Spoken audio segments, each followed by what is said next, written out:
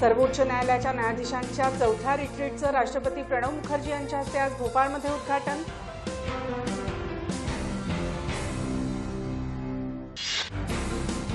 जपानमध्ये 7.3 रिक्टर क्षमतेचा भूकंप, 29 जण मृत्युमुखी, 700हून अधिक जखमी, सुनामीचा इशारा।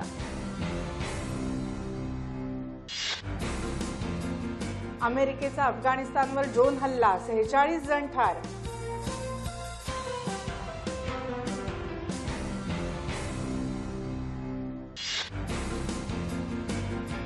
कर चोरी आणि दहशतवाद्यांना मिळणाऱ्या आर्थिक मदतीविरोधात कठोर कारवाईची G20 राष्ट्रांची मागणी।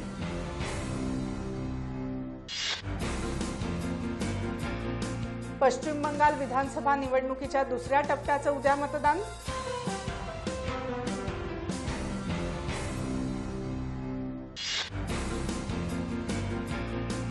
नागालँडनं अन्न सुरक्षा कायद्याची अंमलबजावणी करावी, रामविलास पासवान।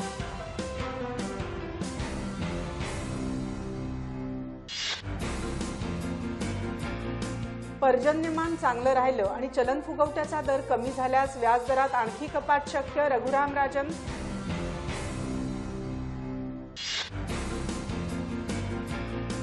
ग्रामीण विकास, पाणी पुरवठा, सार्वजनिक आरोग्यासाठी केंद्राकडून राज्यांना मिळणार जादा निधी, व्यंकय्या नायडू।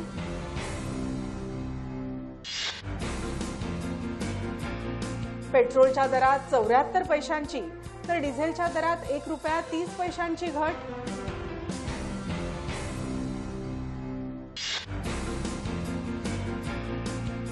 देशात असहिष्णुतेचं वातावरण नाही, अरुण जेटली यांचं अमेरिकेत प्रतिपादन।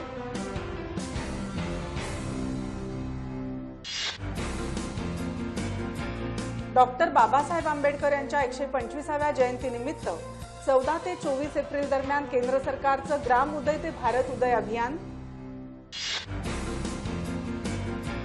ज्येष्ठ अभिनेते दिलीप कुमार लीलावती रुग्णालयात दाखल, डॉक्टर 72 तास निरीक्षणाखाली ठेवणार।